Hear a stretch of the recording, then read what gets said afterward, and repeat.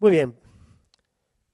Esta tarde vamos a iniciar una nueva serie de mensajes que he titulado La excelencia como estilo de vida. Y bueno, es una serie de mensajes que Dios puso en mi corazón, compartir con nuestra iglesia, con cada uno de ustedes, porque yo creo que es un tema que está muy de moda, la excelencia. Es un tema que escuchamos en universidades, en empresas que hablan sobre la excelencia. Y la pregunta que seguramente algunos están haciendo es, pastor, ¿qué tiene que ver un tema de excelencia con la Biblia, con la vida cristiana? ¿Qué tiene que ver un tema tan secular, verdad, que pudiera sonar así, con la vida cristiana? Y yo quiero decirte que mucho. La Biblia nos habla de excelencia. Por ejemplo, en algún salmo dice a los músicos, alabad al Señor, cantando, tocando, hacedlo bien. No sé si los músicos y los cantantes leyeron esto por ahí. Hacedlo bien. Eso se llama excelencia. La Biblia, por ejemplo, dice que Pablo caminaba y avanzaba hacia la meta, al supremo llamamiento. Eso se llama excelencia. La Biblia dice que debemos de comportarnos como es digno de la vocación que fuimos llamados. Eso se llama excelencia. Y yo creo que la vida de un cristiano, hermanos, tiene que estar salpicado o lleno, todo su vida, sus actos, sus pensamientos, su ministerio, yo creo que tiene que estar lleno de excelencia, porque la Biblia nos habla que esta debe ser nuestra norma, nuestra vida, nuestro estilo de vivir a cada momento. Quiero leerte una definición de excelencia y vas a ver cómo tiene mucho que ver con la vida de un cristiano. La excelencia es la calidad superior que hace a alguien o algo digno de una alta estimación y aprecio. La excelencia es la calidad superior que hace a alguien o algo digno de una alta estimación y aprecio. Es una calidad superior. La excelencia se vincula a la perfección y a las características sobresalientes. El término señala aquello que está por encima del resto y que tiene pocas fallas o puntos débiles. Escuchen, esto es importante. En caso de los seres humanos, la excelencia hace mención a alguna capacidad extraordinaria, algún talento difícil de igualar, pero también puede tratarse de una condición moral muy elevada. Y aquí es donde entra el asunto de la vida cristiana. La pregunta es, ¿Dios quiere iglesias excelentes? ¿Dios quiere familias excelentes? Dios quiere ministerios excelentes, no solamente por las habilidades y los dones y los talentos que pudiéramos hacerlo bien para el Señor, sino además, dice esta definición, que tiene que ver con una condición moral muy elevada, que tiene que ver con un asunto de carácter de vida, que tiene que ver con un asunto de valores, que tiene que ver con un asunto de principios.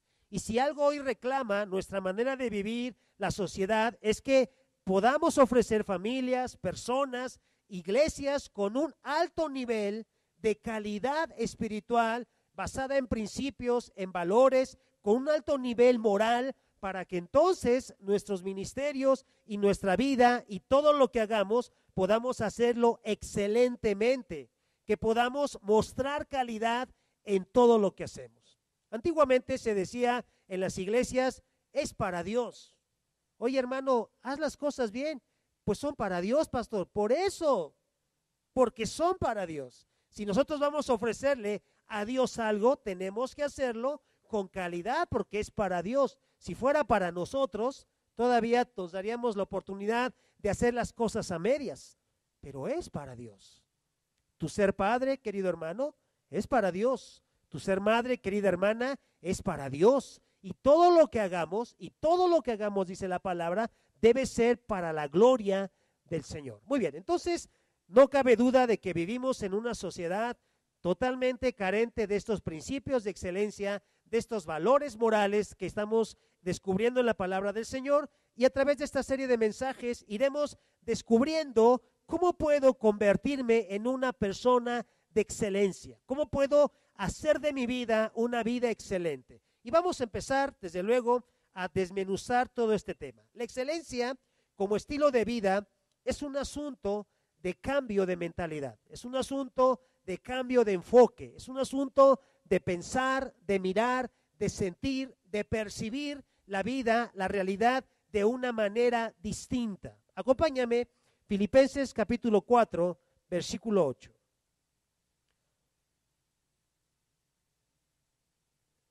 Filipenses capítulo 4, versículo 8.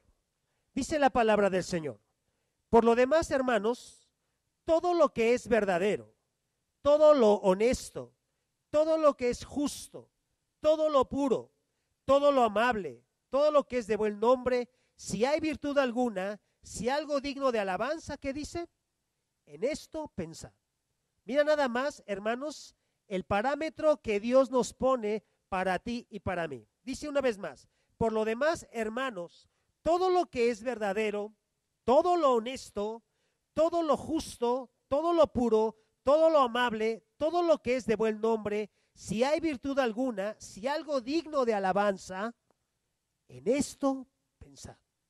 Nuestra vida debe estar permeada por pensar, por hacer en todo lo verdadero, todo lo honesto, todo lo justo, todo lo puro, todo lo amable, todo lo de buen nombre, todo lo aquello que tenga virtud.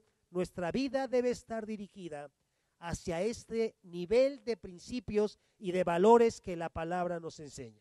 De tal manera que la excelencia como estilo de vida es primero un asunto de cambio de enfoque. Es decir, ¿qué estás pensando? ¿Cómo ha sido tu vida hasta ahora? ¿Cuáles son tus valores? ¿Cuáles son tus prioridades? ¿Cuáles son tus principios que rigen tu conducta? Y entonces, hermano, tendríamos que hacer un cambio de pensamiento, una nueva manera de vivir, de concebir, de percibir la realidad y nuestra vida, y entonces empezar a enfocarnos claramente en estos principios y en estos estándares de vida que la palabra del Señor nos muestra.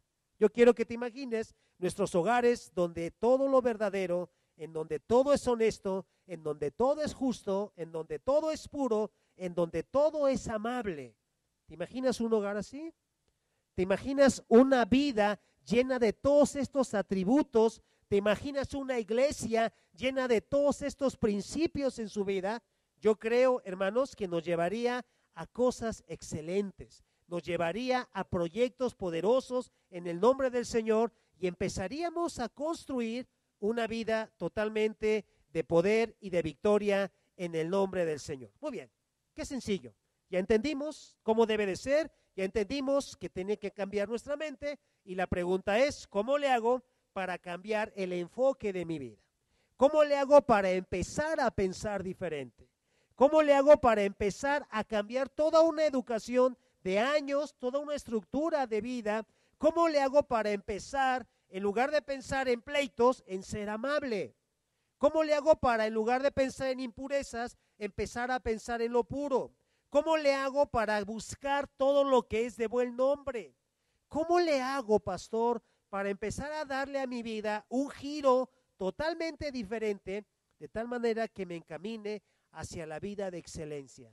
No es un curso, no es motivación, no es, hermano, solamente de querer, de tener ganas de hacer las cosas, sino que hay todo un proceso que nos tiene que llevar a cambiar nuestra mentalidad. Empecemos. Dice la Biblia en Romanos 10:17, búscalo ahí, los que tengan Biblia, compartan con los que no tengan. Romanos capítulo 10, versículo 17. ¿Dónde empieza el cambio de mentalidad en cada uno de nosotros? ¿Dónde empieza todo ese cambio de estructura que yo tengo que hacer? Romanos 10:17 dice la palabra del Señor: así que la fe es por el oír, así que la fe es por el oír y el oír por la palabra. Muy bien, ¿dónde empieza el cambio de mentalidad en mi vida? Dice la Escritura que la fe, la nueva manera de vivir, la nueva estructura de vida, los nuevos proyectos de Dios para ti, empiezan por el oír. Lo que tú y yo somos es porque lo oímos. Lo que tú y yo hacemos es porque escuchamos. Lo que tú y yo actuamos es porque estamos escuchando y escuchando y escuchando, y todo eso que nosotros escuchamos, ¿verdad? Lo vamos almacenando y lo vamos guardando de tal manera que empieza a determinar nuestros principios, nuestros valores, nuestra conducta, nuestra ética, por todo lo que empezamos a oír, a oír, a oír. Yo te pregunto, ¿qué oímos afuera? ¿Qué escuchamos afuera? ¿Qué escuchamos en el mundo o en la sociedad acerca del matrimonio, acerca de la vida en pareja, acerca de la espiritualidad, acerca de la ética, acerca de los valores, acerca de la moral? ¿Qué escuchamos afuera?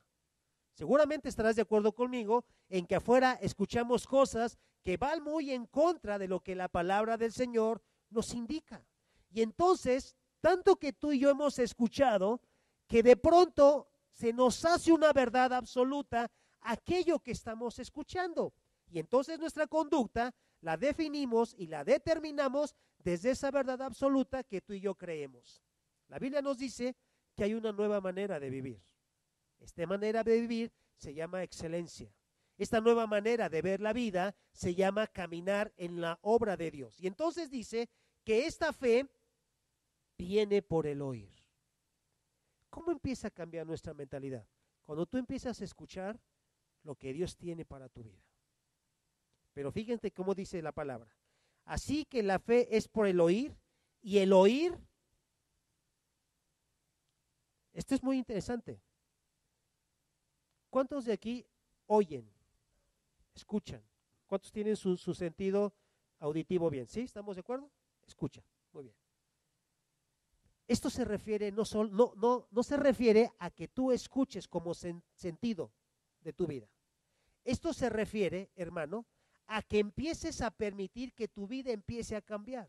La fe viene por el oír, y el oír solo por la palabra. Lo único que puede confrontar tu vida, lo único que puede cambiar tu vida, lo único que va a hacerte mover en tu vida es la palabra. Porque no escuchamos, ¿estás de acuerdo? Porque no oímos lo que debe de ser, porque solamente estamos escuchando lo que nos conviene escuchar, de tal manera que nuestra capacidad de escucha, hermanos, se ha bloqueado, y entonces se filtra únicamente lo que nosotros queremos escuchar. ¿Qué pasó en la relación de pareja? Si tú tienes como pensamiento, como norma o como idea que tu esposo o tu esposa te agreden, cualquier observación que te haga tu pareja, ¿cómo lo vas a leer tú? Como agresión. No quieres oír. ¿Te has puesto a ver cómo las parejas decimos, escúchame? ¿Sí hemos dicho eso? ¿O nada más yo lo he dicho? Todos, ¿verdad? Bueno, entonces acompáñenme, porque si no, yo me bajo y que predique otro más santo que yo. Entonces todos decimos, escúchame. ¿Por qué le decimos así a la pareja?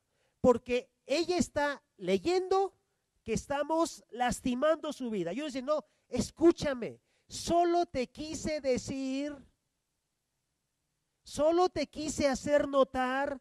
No, pero tú me estás ofendiendo. No, hey, escúchame. ¿Les dicen así a los hijos? Escúchame. No, mamá, pero es que, escúchame. Muy bien. ¿Sabes por qué no oímos? Porque tú y yo oímos desde nosotros, porque tú y yo oímos desde lo que leemos de la vida y de lo que los demás suponemos que nos quieren dar. Muy bien, entonces la fe viene por el oír, y el oír, es decir, tu capacidad de escucha se va a desatar y va a exponerse, a ser más potencial, cuando tú puedas leer la palabra de Dios. Y la palabra de Dios te empieza a llevar a que aprendas a escuchar.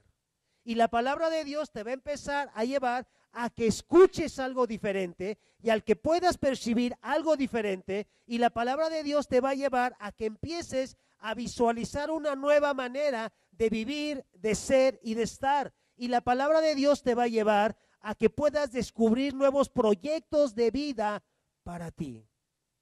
¿Correcto? ¿Cómo empiezo a cambiar mi mentalidad? ¿Cómo empiezo a cambiar mi enfoque? Dice la Biblia que por medio de la fe, y la fe viene por el oír, y el oír viene por la palabra del Señor. Muy bien, entonces, este es el asunto que vamos a empezar a trabajar y que nosotros tenemos que ir viendo. Ahora, la pregunta que sigue, ¿qué tienes que oír para empezar a cambiar tu enfoque? ¿Qué tienes que empezar a escuchar para que tu vida y la mía empiece a ser un andar en la excelencia? ¿Qué tenemos que empezar a escuchar? Primero, buenas noticias. Si yo les pregunto de entrada, queridos hermanos, ¿cuántos creen que hay buenas noticias en la sociedad actual? ¿Cuántos creen que hay buenas noticias? ¿No, verdad? ¿Para dónde? Está temblando muy seguido. Algunos hermanos me preguntaban, me decían, pastor, yo creo que sería interesante darle a nuestros jóvenes y a nuestros niños, allá en el Naranja y a los maestros, como una orientación de qué pasa en un caso de temblor.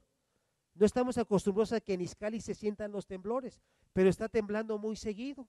Y entonces decía, pues es una buena idea, ¿verdad? Porque una de nuestras maestras se vaya a poner así medio rara, ¿no? Es decir, en lugar de calmarlos, que diga, adiós, 1, 2, 3 por todos, mis amigos, nos vemos. Y entonces nos crea un problema, porque los niños se van a espantar. Y entonces me decían, yo creo que sería bueno que diéramos un curso de qué hacer en un caso de temblor. Muy bien.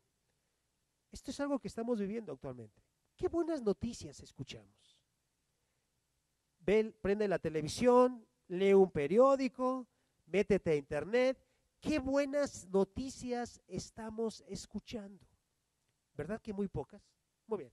Vámonos más concretamente. ¿Qué buenas noticias escuchas en tu matrimonio?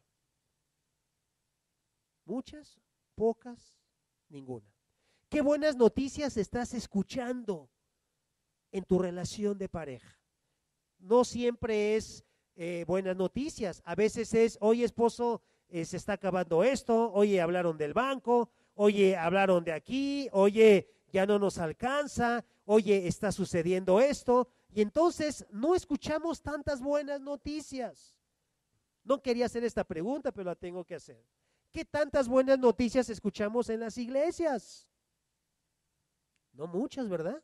Es interesante cómo uno como pastor de pronto pregunta, ¿a poco están diciendo eso entre ministerios? ¿A poco? ¿A poco está pasando esto? Porque cuántas cosas, ¿verdad?, se empiezan a escuchar. Muy bien. Nos estamos acostumbrando a escuchar únicamente cosas que no son agradables a nuestra vida. ¿Cómo tenemos que empezar a cambiar? Tienes que empezar a escuchar buenas noticias. Acompáñame a Mateo 11:5. Aquí entramos al fundamento de lo que es la palabra del Señor. Mateo capítulo 11, versículo 5. Escucha. Mateo capítulo 11, versículo 5. Los ciegos ven, los cojos andan, los leprosos son limpiados, los sordos ¿qué? Oyen, los muertos son resucitados y a los pobres es anunciado el evangelio. Muy bien, fíjate, ya lo he comentado en otras ocasiones, que el tiempo en el que el Señor Jesús nació y tuvo su ministerio no es muy diferente al nuestro. Y entonces en aquel tiempo también había muchas malas noticias, no había buenas noticias. Y entonces Jesús viene y empiezan a suceder cosas. Oye, los ciegos ven, ¿a poco? Oye, los cojos andan, los leprosos son limpiados, los sordos oyen, los muertos son resucitados y a los pobres es anunciado el evangelio. Evangelio significa buenas noticias. Evangelio significa buenas noticias. Muy bien, ¿qué hace una iglesia para impactar este sistema social? ¿Qué hace una iglesia para sacar a las personas de una vida sin excelencia y llevarlas a una vida con excelencia?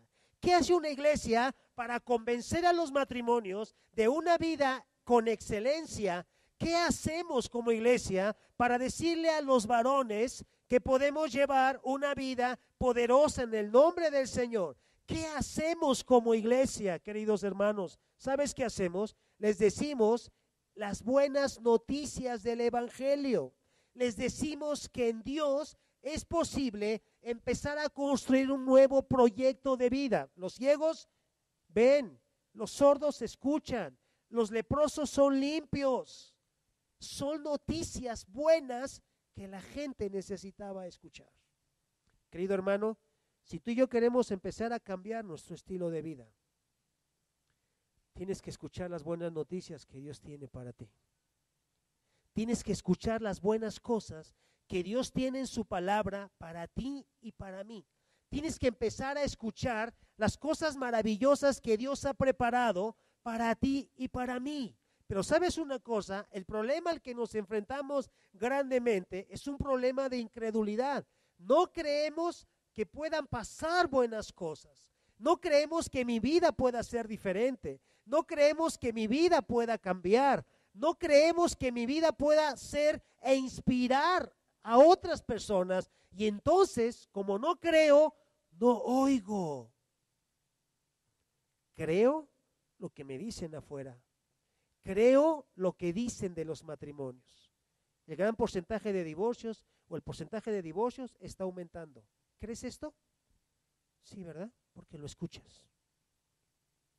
La gran madres solteras, la gran cantidad de madres solteras está aumentando. ¿Crees esto? Sí, porque lo escuchas. Y tú y yo estamos escuchando todo esto, y entonces eso es lo que tú y yo creemos. Y entonces la iglesia se presenta ante una sociedad que no cree y que solamente escucha malas noticias y les decimos, hay buenas noticias para tu vida, hay buenas cosas para tu vida, hay cosas milagrosas que Dios quiere hacer en tu vida, que entonces la gente dice, qué interesante, qué bonito, una buena propuesta, pero no creo que eso pase. Qué bien que una iglesia puede decir eso, pero no creo que eso pase en mí. Puede pasar en otros, pero no creo que pase en mí. Y entonces, hermanos, vivir sin excelencia se convierte en un estilo de vida también.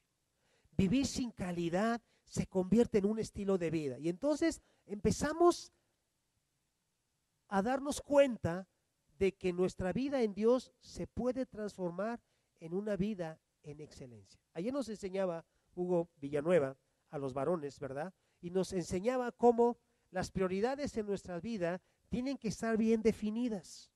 ¿Y se acuerdan del ejercicio que nos hizo? En un recipiente hicieron un ejercicio donde echaron piedras grandotas, ¿verdad? Y él preguntaba, él relataba la experiencia de un hombre que fue a preparar a empresarios, y entonces el empresario les decía, ¿esto está lleno? Y todos dijeron, sí. ¿No? Le echó grava, ¿verdad? Piedras más pequeñas. Y dijo, ¿está lleno? No, le echó arena. Después le echó agua. Y entonces hubo un tiempo en que se llenó el recipiente. Y entonces él nos decía, la enseñanza es que las piedras grandes son las prioridades en nuestra vida. Si tú las dejas afuera, no va a funcionar tu vida. Y esas piedras grandes son un matrimonio, son los hijos, son Dios. Esas piedras grandes las tienes que echar. Lo demás se puede ir llenando, es decir, lo demás es el trabajo, lo demás es el reconocimiento social, lo demás es el dinero, lo demás son muchas cosas, pero no puedes dejar las piedras grandes fuera de ese recipiente. Cuando escuchamos esto los varones dijimos, mira qué sencillo, ¿y por qué no lo hago? Porque lo que yo escucho es que el hombre tiene que ser exitoso desde tener, que el hombre tiene que darle duro a la chamba todos los días hasta las 10 de la noche, aunque descuide a su familia, porque eso es exitoso. Lo que hemos escuchado es que el hombre está para producir y para producir, ¿verdad? En tu trabajo no te dicen, hay que producir más, ¿no les caen gordos sus jefes? Hay que producir más, y llegaste a las metas y tu jefe te dice, hay que producir más, y estamos sobreexplotando a la tierra, y estamos sobreexplotando a los empleados, y entonces esta sobreproducción nos está dejando hombres infartados, nos está dejando hombres neuróticos, nos está dejando hogares destruidos, nos está dejando padres sin hijos, porque lo importante es producir. Eso es lo que tú y yo hemos escuchado. Cuando la Biblia nos dice, acomoda tus prioridades. Y entonces, querido hermano, tú vas a empezar a vivir un estilo de vida distinto cuando empieces a oír la palabra del Señor y cuando empieces a escuchar las buenas noticias que Dios tiene para ti. Muy bien, acompáñame a Romanos 11:29. No solamente tenemos que escuchar que hay buenas noticias, tenemos que escuchar que tenemos un llamado. Tenemos que escuchar que en la vida no estamos aquí, hermanos, para nada. Que tú y yo tenemos un llamado en nuestra vida. Que tú y yo tenemos que responder a la vida. Que tú y yo tenemos que decirle a la vida que sí. Que tú y yo tenemos que ser responsables con nuestra vida. Tenemos un llamado. La actitud generalmente de cada uno de nosotros ante la vida es preguntar, ¿por qué no resultó este negocio? ¿Por qué se fue la pareja? ¿Por qué los hijos son así? ¿Por qué pasan tantas cosas? Y toda nuestra vida como personas gira en torno a preguntar y preguntar y preguntar y preguntar. Y entonces es una actitud bastante cómoda porque lo que tú y yo hacemos es quedarnos sentados en la vida y preguntar. ¿Por qué? ¿Por qué? Muy bien, la Biblia dice que tú y yo tenemos un llamado, querido hermano, que tienes que responderle a la vida, que tienes que responder, hermano, a todo lo que te sucede, porque Dios nos llama. Y un llamado es como algo que nos está jalando continuamente para que podamos cumplir nuestro propósito, nuestra misión, nuestra razón de ser. Romanos capítulo 11, versículo 29. Dice la palabra así: porque irrevocables son los dones. Porque irrevocables son los dones, dice la Escritura, y el llamamiento de Dios. Muy bien. Dios puso en tu vida talentos, recursos, dones. Querido hermano, escucha, un día delante de Dios tendrás que dar cuenta de esto que Dios te regaló y puso en ti. Un día tendrás que responderle a Dios esto que te dio a ti, y te dio talentos, y te dio dones, y te dio recursos, y te dio tantas cosas que te fueron dadas porque tienes un llamamiento que Dios hizo para tu vida. Y entonces vayamos desde abajo. Un día tú y yo vamos a responder por nuestro dinero. ¿Qué hiciste con tu dinero? Y tenemos dos opciones. No lo chutamos, no lo gastamos, ¿verdad? Sin responsabilidad, no lo chutamos, no lo gastamos, hacemos de nuestra vida lo que queremos, es mi dinero. O puedes ser un excelente mayordomo y empezar a organizar tu vida con prioridades. ¿Qué vas a hacer con tu dinero? ¿Qué vas a hacer con tu tiempo? ¿Te lo chutas en el trabajo y en el placer y en tu descanso? ¿O vas a tener que aprender a administrar tu tiempo para que tú puedas servir al Señor, porque tenemos un llamamiento? Muy bien, tenemos un problema con el dinero y con el tiempo. ¿Cuántos tienen tiempo de servir a Dios?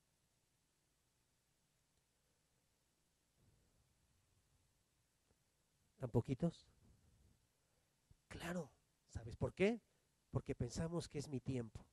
Y entonces, cuando queremos empezar a perfilar nuestra vida como iglesia hacia la excelencia, no hay tiempo.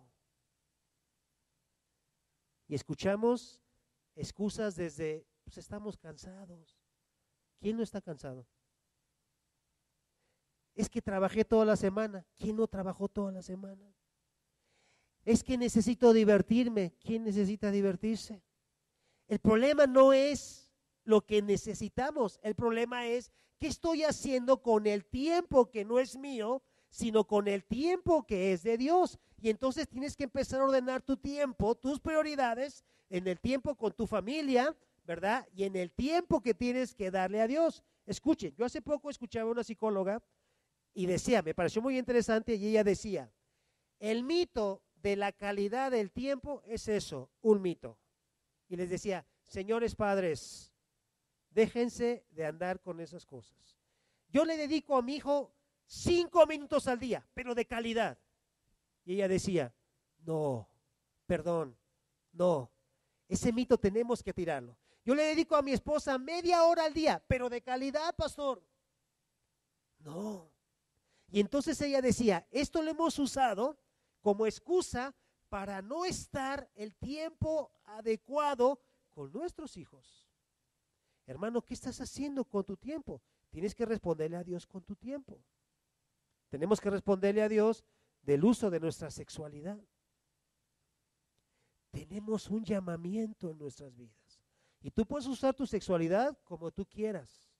Nadie se va a meter, nadie te va a investigar, no tenemos camaritas ocultas, ¿verdad?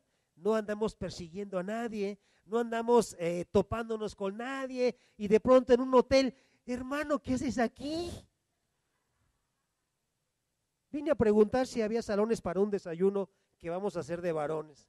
No te preocupes, nadie te está siguiendo. Y si te encuentras con un hermano en un hotel, no rajen, eso queda entre tú y el hermano. Pero nadie te está siguiendo, querido hermano. Yo te pregunto, ¿qué vas a hacer con tu sexualidad? Y podemos hacer dos cosas. Una, libertinaje. Libertinaje. Puedes usar tu sexualidad como tú quieras. Créeme que Dios ni te va a estorbar. Créeme que Dios, no te preocupes. Y muchos varones dicen, no, ¿qué tal si tiembla, Señor? No, mejor ya no. No lo hagas por miedo al temblor. Tienes que hacerlo por convicción. O no hacerlo, más bien por convicción. Y entonces, no te preocupes. Pero ¿qué vas a hacer con tu sexualidad? Y vamos a caer en situaciones que después nos vamos a ver mezclados en ellos y nos van a rebasar. Pero hoy se hablan así. Y entonces tenemos tentaciones. En el trabajo hay tentaciones, hay luchas, hay pruebas. Pregunta que no los espante. ¿Un pastor tendrá tentaciones? Ay, qué bueno que lo entendieron. Se acaba el sermón. Un pastor, ¿está por ahí Anita? Sí, ahí está Anita. Un pastor tiene tentaciones, luchas, necesidades. ¿Por qué no caemos? Porque tenemos un llamamiento. Porque revisamos nuestro llamamiento todos los días. Porque tenemos conciencia de que hemos sido llamados no a ejercer nuestra vida, nuestro tiempo, nuestros recursos, nuestra sexualidad, todo nuestro ser, no a hacer de esto lo que nos parezca mejor. Tenemos un llamamiento y es un llamamiento a la excelencia. Y entonces lo que nos detiene, lo que nos impide caer, lo que nos jala, hermanos, es el llamamiento. Créeme, pero escúchame, yo sé que ustedes piensan, tú eres pastor. Tú estás vacunado contra todo esto. Tú sabes manejar las tentaciones, tú sabes manejar las luchas, tú eres pastor. Si yo caigo no pasa nada, si tú caes las iglesias se destruyen. Así es que pastor, por lo que más quieras, no caigas, te lo encargo, ¿eh? Y uno así dice, Dios mío, ya no es mi esposa, ya son las ovejas quienes me dicen que no caiga también. Escucha, hermano, yo te la regreso. Esto no es para pastores nada más. Porque yo soy pastor, pero tú eres un hijo de Dios. Y te digo algo, no caigas, porque eres un hijo de Dios. Y estoy de acuerdo, si un pastor cae puede afectar más a una iglesia que si cae una oveja, pero escúchame, pero vas a afectar a tu familia. Ahí te voy. Si yo caigo, afecto a una iglesia. Si tú caes, escucha, afectas a tu familia.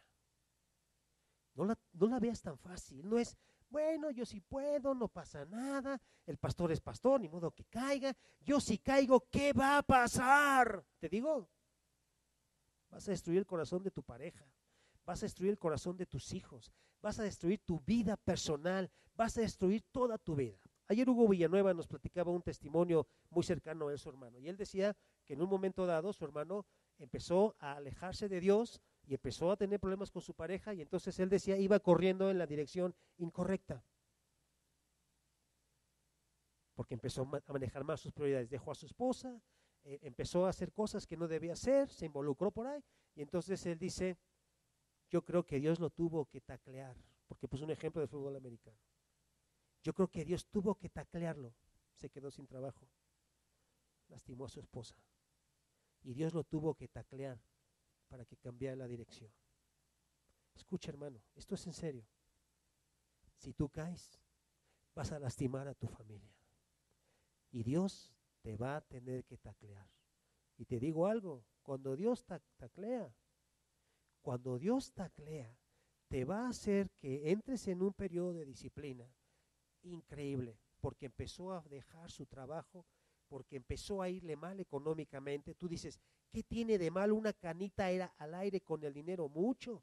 Te va a empezar a afectar económicamente. Vas a dejar a tus hijos económicamente mal. Vas a empezar a lastimar a tu esposa. Vas a empezar a lastimar tu vida. Y Dios te tiene que taclear. Y cuidado, te va a taclear de una manera que te va a arrepentir y vas a llegar a decir, Señor, ¿por qué cometí esta tontería? Muy bien, el camino de la excelencia es un llamado. ¿Sabes quiénes deben de estar aquí tocando? Los que tienen un llamado. Los que dicen, no me salió, tengo que, ¿qué? Tengo que ensayar. No me salió. ¿Es para la iglesia? No, es para Dios. Y por eso, porque es para Dios, hermano, tienes que entender que es un llamado. ¿Cuál es el sentido de venir a servir? Que es un llamado. ¿Cuál es el sentido de hacer las cosas bien? Que es un llamado, que es para un Dios grande, excelso, maravilloso, que es para el dueño de todo y el Rey de Reyes. Yo te pregunto, ¿se merece lo mejor? Cuando vas a ver un cliente importante, ¿cómo vas? Ni saludas si te vemos en el periférico. Mira, ahí va el hermano. Y, ¿no? Y más si vas con un compañero de trabajo. Y más si te encuentras en el restaurante. Estoy ocupado, hermano, no me quemes. No digas que vamos a la misma iglesia. ¿Cómo vas a una junta de trabajo? ¿Cómo vas a ver a un cliente importante? ¿Cómo vas? Te digo cómo. La tarde anterior planeas qué vas a decir. ¿Sí o no? Planeas tu conducta, a qué horas vas a llegar. Cuando vas a ver un cliente importante, ¿llegas tarde? Porque a la iglesia sí. Si vas a ver